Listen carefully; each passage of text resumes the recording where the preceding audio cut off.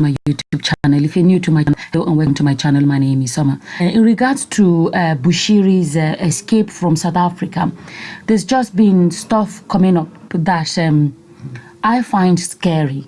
Really, I find this scary.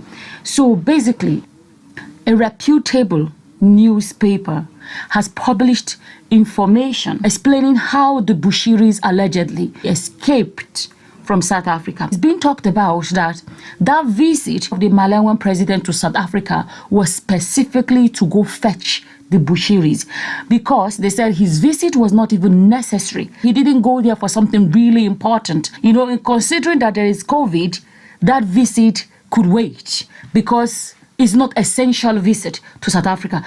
I'll read it to you guys. A fugitive Prophet Bushiri and his wife, Mary, were issued with diplomatic passports bearing decoy names and applied with cosmetic facial changes before being smuggled out of South Africa. A Malawian President Lazarus Chakwera's hired jet, sources said. Now, people are actually demanding for the CCTV of the airport on the day the president left because they want to see. The sources have said that the amount of people that came in the president's jet are not the same amount that left. They said 3 extra people left with him.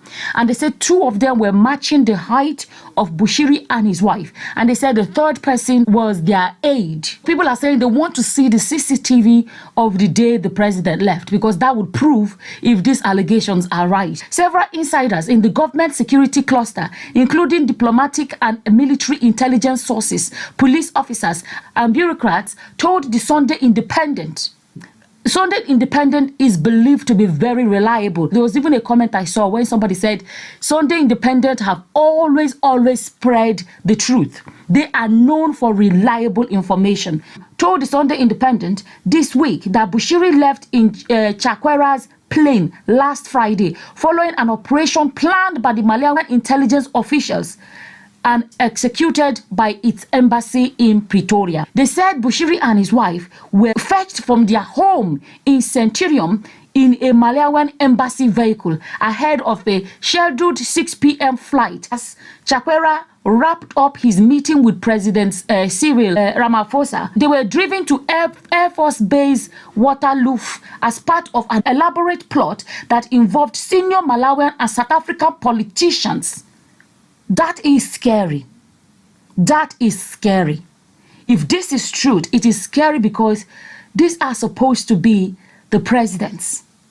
How can 2 presidents plan to take part in injustice, take plan in a fraud, take plan in helping an alleged criminal to escape from one country to the other? Like, if this is true, it shows that like this is completely effed up. Like, seriously, if this is true, it is scary. If the presidents of 2 countries can help a fugitive escape, like seriously, he said, as part of an elaborate plot that involved senior Malawian and South African politicians and their government officials and the alleged exchange of money.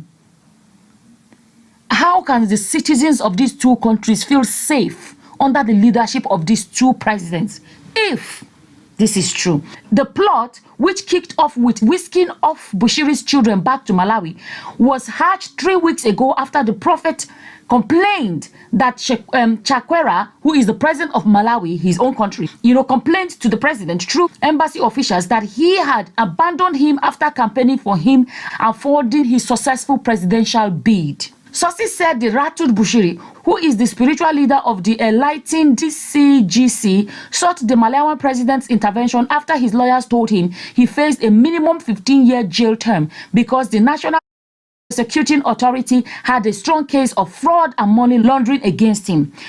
Ramaphosa spokesperson dismissed claims that the president worked with Chakwera to help Bushiri evade justice by arranging a decoy state visit. You see that? Decoy state visit and allowing his ministers and officials to cooperate with the Malawians.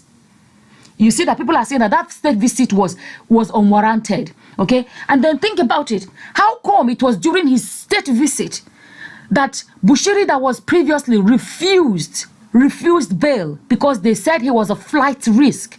They had enough information to say he was a flight risk because he had moved his most expensive cars to his country, Malawi. That was enough proof that he was planning to evade justice. Yet they still went ahead and gave him and granted him bail while his president was visiting. Think about the timing. Okay, then he says there is no basis to that. And you would have seen it in the week when the president gave interviews in which he said this was disappointing. And he said that he had asked for the report to be prepared for him to give the background to what happened here. The visit was part of a solidarity tour that President Chakwera was undertaking around the region. It's pretty similar to what our president did in 2018 when he went to Zimbabwe, Mozambique, Angola, Namibia to introduce himself to neighboring leaders and to discuss relations between the countries. But the thing is this, in 2018, there was no COVID.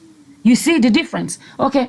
President Chakwera undertook a similar solidarity tour, and it was deemed feasible and safe to undertake the visit physically with the necessary COVID-19 controls in place. I'll read this part. It says, according to highly placed sources, however, this is how the Bushiris have been smuggled. Bushiri approached Chakwera for help through the Malawian embassy. Chakwera instructed the embassy to hatch a plan to save Bushiri and his multi-million rand assets or smuggle him out of South Africa. Malawian intelligence operative at the embassy considered options, including smuggling him through Mozambique, whisking him off in the presidential jet, or lobbying for Mary's acquittal and lesser sentence for Bushiri. After spending 2 weeks in jail, Bushiri was given the options and flatly refused the South African jail option. Chakwera, through the Malawian embassy, then lobbied the Ramaphosa administration for assistance. The Malawians banked on their constitution, which protects diplomats and bars extradition unless the suspect was sought for murder or treason. So members of the judiciary were then lobbied to ensure Bushiri was released on soft, in quote, bail with less stringent conditions, no attachment of his bank accounts and assets except the 5 million property in Centurion. Think about this. If they really wanted to hold on to Bushiri, they should have put a hold. Even his account should have been frozen.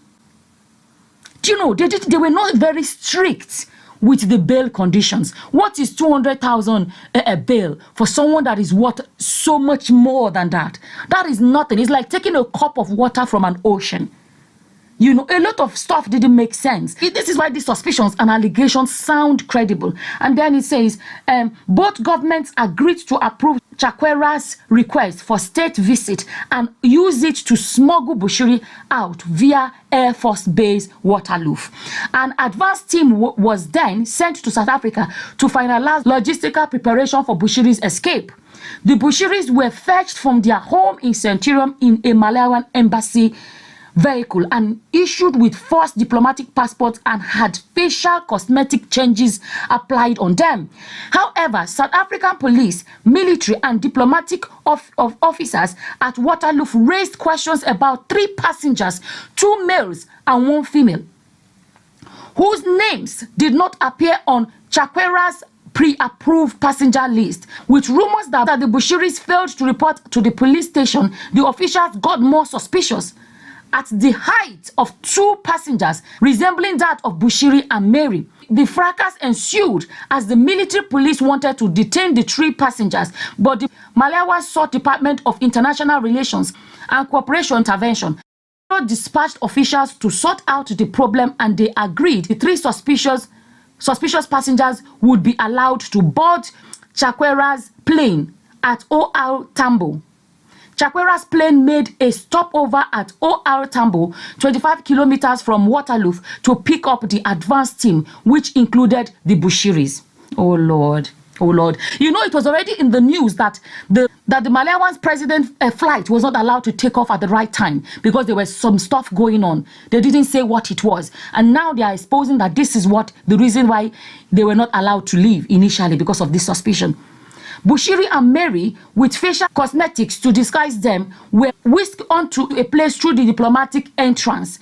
3 members of the advance team were left behind to secure and dispose of Bushiri's assets. The plane left South Africa shortly after 10 p.m. last Friday and landed in Malawi after midnight. The Malawian government ordered a media blackout at the airport before Chakwera's arrival. The Bushiris disembarked from the plane immediately after Chakwera and his wife. Some journalists managed to capture footage of the Bushiris disembarking, but the Malawian intelligence later confiscated and classified it as top secret. Oh Lord, oh Lord. In South Africa, intelligence officers and some government officials lobbied and spawned journalists and editors to blame the country's porous borders and corruption for Bushiri's escape. A highly praised source said, even though the passports were not saying Bushiri, he was using a decoy name. Their surnames are not Bushiris, but they look like the Bushiris, with few cosmetic changes here and there. A bit on Bushiri's face and on the wife as well. There were few cosmetic changes. Those cosmetic changes fitted the profile of those people on the passports. The banker stated the back and forth and the minister for DICO, and by that time it was now obvious to the ordinary men and women in enforcement that no, it appears here there might be some smuggling taking place. They searched and searched, luggage to luggage, but they couldn't find the luggage with Bushiri's name. But they were people with diplomatic passports who looked like them. The faces does not fit this one of Bushiri's, but the height and eyes do somehow look the same.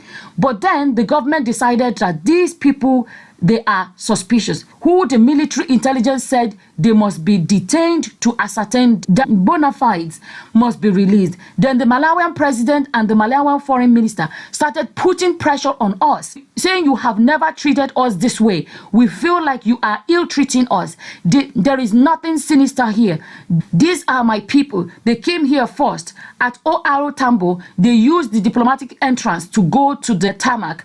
But even on that side, money exchanged hands. Another source said the Malawian intelligence plan involved getting Bushiri's children back to that country first to ensure they were not used as bait. The first conclusion was, let's get the kids here. The kids must be in Malawi before the operation starts. They were testing the waters with this operation so that if it failed, they were going to smuggle him through Mozambique. They would give him his passport and he would cross from Mozambique to Malawi. The other operation was remain here and let the wife come home. You face the music and we would intervene diplomatically for a lesser sentence. But the guy refused and told the president that no, he wants out. He does not even want to be in jail here. The 2 weeks he spent there are hell. The security clusters insider. A military source said members of the army were concerned about the government's role in the matter because it sent a wrong message about the country. Everybody is surprised. The statement is issued by the Malawians, not by our foreign affairs. Why would a plane fly for 25 kilometers and land again with such huge cost? What was at stake? And why has the government not sent a diplomatic note of protest to Malawi? Why did the MPA not appeal the release of Bushiri on bail because it was obvious he was a flight risk? The sources asked. The diplomatic source said South Africans should make peace with the fact that Bushiri was not coming back to face justice. Oh my goodness. The Malawians have decided to try Bushiri that side. So there is no coming back for Bushiri. Interpol can't extradite him. They can only arrest Bushiri to make sure he appears in court in Malawi. This comes against the backdrop of media reports in Malawi last week that Chakwera played a role in Bushiri's smuggling and that he was protecting the fugitive. Lilongwe Magistrate Court this week released the Bushiris unconditionally after ruling the charges against him were illegal. They handed themselves in after International Criminal Police Organization Interpol issued a warrant for their arrest at the request of South African government. Why I said this is scary is that if the two governments can be so corrupt to the point in helping a fugitive escape, to the point in disobeying the law, committing a crime, because this is a crime, helping a fugitive to leave, helping a fugitive to evade justice, to not care about the victims of the so-called victims of that lost their money, to undermine the citizens of both countries. If the president of two countries can do this, if, I keep saying if because it's allegation, if they can do that, like seriously, like what is the hope for the nations? What is the hope if such a crime can be committed at such a high level? It is scary. It is absolutely scary. Anyways, I know this is a long read, but I wanted to read it directly from the papers. So it won't be my words. It's going to be the words according to how it's written in the papers. As always, whatever your opinions are, feel free to leave them in the comment section below. And with that, I'm going to say thank you for watching. Until the next time, guys. Bye-bye.